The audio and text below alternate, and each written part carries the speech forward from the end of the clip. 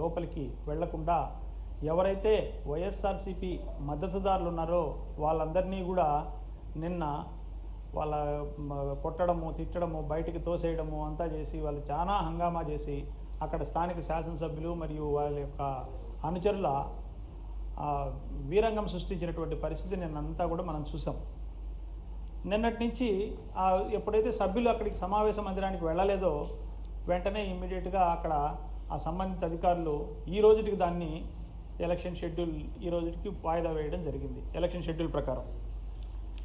Schedule ప్రకారం ఈరోజు వాయిదా వేసి ఈరోజు జరగాల్సినటువంటి ఎన్నిక ఈరోజు ఉంటే ఈరోజు ఆ ఎన్నికను ఏ విధంగా అయినా కూడా జరగకుండా ఆపాలి, లేదు వీళ్ళందరూ ఎవరు రాకుండా పోతే వాళ్ళు తనంతటి తానుగా వాళ్ళు డిక్లేర్ చేసుకోవాలి అనేటువంటి ఒక దురుద్దేశంతో ఈరోజు ఈ ఎన్నికను ఈరోజు మళ్ళీ కూడా ఆ ఎన్నికను నిర్వహించే క్రమం ఈరోజు ఈ కూటమి ప్రభుత్వం మొదలుపెట్టినటువంటి పరిస్థితి. దీనికి నిన్ననే ఈ పరిస్థితి ముందుగానే ఊహించినటువంటి వైఎస్ఆర్ కాంగ్రెస్ పార్టీ నిన్ననే సంబంధిత ఎన్నికల కమిషన్ గారికి ఈ ఒక రిప్రజెంటేషన్ ఇవ్వడం, ఆ రిప్రజెంటేషన్ మీద ఎన్నికల కమిషన్ వారు తర్వాత వివరణ కోరడం, తర్వాత తదుపరి ఒక డెలిగేషన్ వెళ్ళి ఎమ్మెల్సీల డెలిగేషను ఎన్నికల కమిషనర్ స్వయంగా కలవడం, కలిసిన తర్వాత వాళ్ళు కొన్ని మీకు ఏమేమి రిక్వైర్మెంట్స్ కావాలో అవన్నీ కూడా ఇన్ రైటింగ్లో రాయండి, మేము ప్రొవైడ్ చేస్తామని ఎన్నికల కమిషన్ చెప్పినప్పటికీ కూడా చెప్తే దానికి కావాల్సినటువంటి మాకు రక్షణ కావాలి, అక్కడి నుంచి మేము ఎక్కడైతే ఉన్నామో మా సభ్యులు అక్కడి నుంచి వాళ్ళకి అక్కడికి తీసుకొని వెళ్ళే విధంగా మాకు రక్షణ ఇవ్వండి అని చెప్పేసి చెప్తే ఎన్నికల కమిషను వాళ్ళకి రక్షణ కల్పించే దానికోసం అని చెప్పేసి సంబంధిత డీజీపీకి ఎన్నికల్లో ఉండేటువంటి కమిషనర్ ఎన్టీఆర్ జిల్లా కమిషనర్ గారికి ఆ ఎన్నికల అధికారులకు అందరికీ కూడా ఒక మెమో ఇవ్వడం జరిగింది, వీళ్ళకి కావాల్సినటువంటి రక్షణ కల్పించండి అని.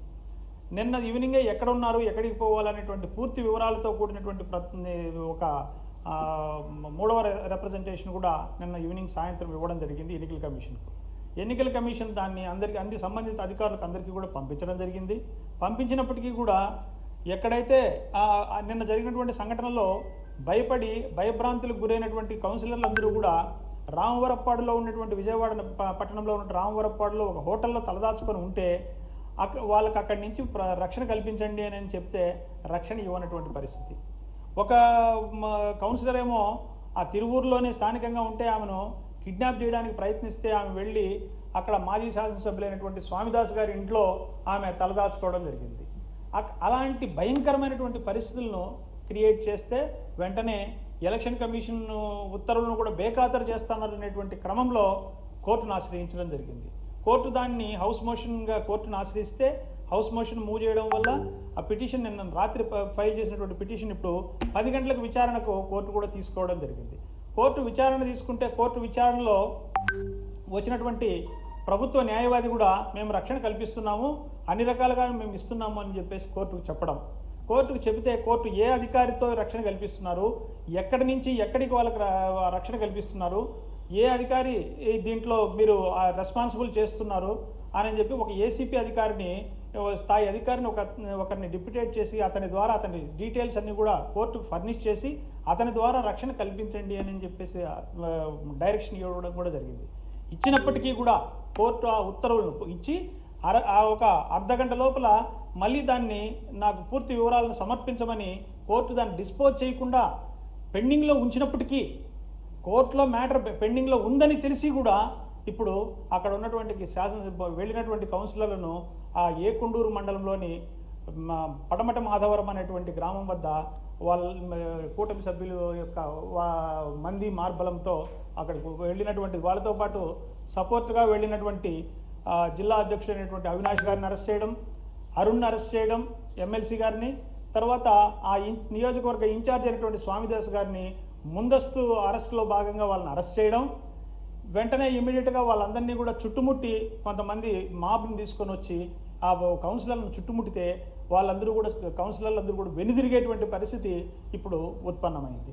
ఎందుకంటే వాళ్ళను అక్కడ సమావేశానికి వెళితే వాళ్ళు ఓడిపోతారు, కానీ ఎలాగైనా కూడా వీళ్ళందరూ లేకుండా ఆ సమావేశాన్ని వాయిదా వేసి చట్టంలో ఉండేటువంటి లొసుగులను ఆధారం చేసుకొని ఈ నెక్స్ట్ టైం నోటిఫికేషన్ వచ్చినప్పుడు కోరం లేకుండా ఎన్నిక జరిగితే ఆ రోజు ఎవరిని రానికుండా ఆ అవసరమైనటువంటి ముగ్గురో నలుగురో సభ్యులు వెళ్ళి ఈ ఎన్నికను ఏకపక్షంగా డిక్లేర్ చేసుకునేటువంటి కుటిల ప్రయత్నం ఈరోజు ఈ రాష్ట్ర ప్రభుత్వం చేస్తుంది అంటే ప్రజాస్వామ్యం అనేది ఈ రాష్ట్రంలో ఉందా, ప్రజాస్వామ్యం అనేది ఏ పరిస్థితుల్లో ఎంత దూరంలో ఉంది అనేది ఊహకు కూడా అందనటువంటి క్రమం ఈ రాష్ట్రంలో కనపడుతుంది.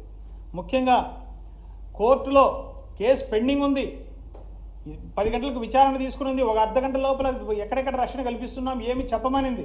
ఒకవైపున పోలీసులు ఇంత దుర్మార్గమైనటువంటి చర్యకు పూనుకోవడం అనేది నిజంగానే చాలా దౌర్భాగ్యం.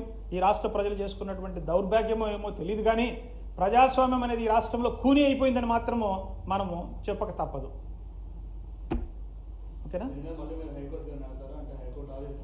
హైకోర్టులో ఆల్రెడీ పిటిషన్ పెండింగ్లోనే ఉంది. ఈ విషయాలన్నీ జరిగిన విషయాలన్నీ కూడా ఇప్పుడు కోర్టుకు విన్నవించబోతున్నాం. కోర్టు వారు దీని మీద ఖచ్చితంగా చట్టపరమైనటువంటి చర్యలు తీసుకునేటువంటి పరిస్థితి, సంబంధిత అధికారులను అయితే మాత్రం చట్ట ప్రకారం అన్ని చర్యలు తీసుకుంటుంది కూడా. ఎందుకు అంటే కోర్టు పిటిషన్ పెండింగ్లోనే ఉంది. ఒక అరగంటలో ఏ అధికారిని మీరు డిప్యూటేట్ చేస్తున్నారో అధికారి ద్వారా ఏ విధమైనటువంటి ప్రొటెక్షన్ ఇస్తున్నారు అని అడిగి మీరు మాకు చెప్పమని చెప్తే అంతలోనే ఇలాంటి అధికార దుర్వినియోగం చేసి అక్కడ ఉన్నటువంటి పోలీసులే అసలు ఎవరైతే ఈ రాష్ట్రంలో రక్షించాల్సినటువంటి వ్యక్తులు ఎవరైతే ఉన్నారో వాళ్ళే ఈరోజు భక్షించేటువంటి పరిస్థితి. నిన్న మనం చూసాం లైవ్లోనే అంతా కూడా ఒక కార్పొరేటర్ను తన అందరూ ఉండంగానే ఆమెను కార్పొరేటర్ని బలవంతంగా తీసుకొని పోవడానికి ప్రయత్నం చేయడం, ఆమెను తీసుకొని పోవడం, లేదంటే నీ భర్త మీద కేసు పెడతామని చెప్పడం, లేదంటే మీ బంధువుల మీద కేసు పెడతాం, అడ్డుకుంటే మీ బంధువుల మీద కేసు పెడతామని చెప్పడం లైవ్లో మనం ప్రత్యక్షంగా కూడా అన్ని టీవీ ఛానల్స్ కూడా కవర్ చేసినాయి, మనం ప్రత్యక్షంగా చూసినటువంటి పరిస్థితి. ఇంత దుర్మార్గమైనటువంటి పరిస్థితి రాష్ట్రంలో ఎప్పుడూ కూడా చూడని పరిస్థితి ఈరోజు ఈ ఉప ఎన్నిక సందర్భంగా చూడాల్సినటువంటి పరిస్థితి మనకు వచ్చింది.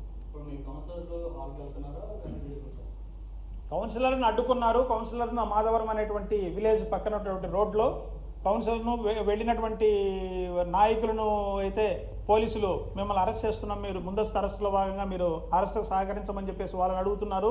వాళ్ళ చుట్టూ కూడా పోలీసులు మరియు అక్కడ ఉన్నటువంటి వాళ్ళ అనుచరులు మోహరించినటువంటి పరిస్థితి. ఇంకా మా మీద ఎక్కడ దాడి చేస్తారో అనేటువంటి పరిస్థితుల్లో వాళ్ళు అక్కడ ఉన్నారు. మరి పోలీసులు రక్షణ కల్పిస్తే వెంటనే పోయి ఈరోజు సభాభవనం లేకపోయి వాళ్ళు ఈరోజు సమావేశంలో పాల్గొనేటువంటి పరిస్థితి ఉంది. ఒకవేళ పోలీసు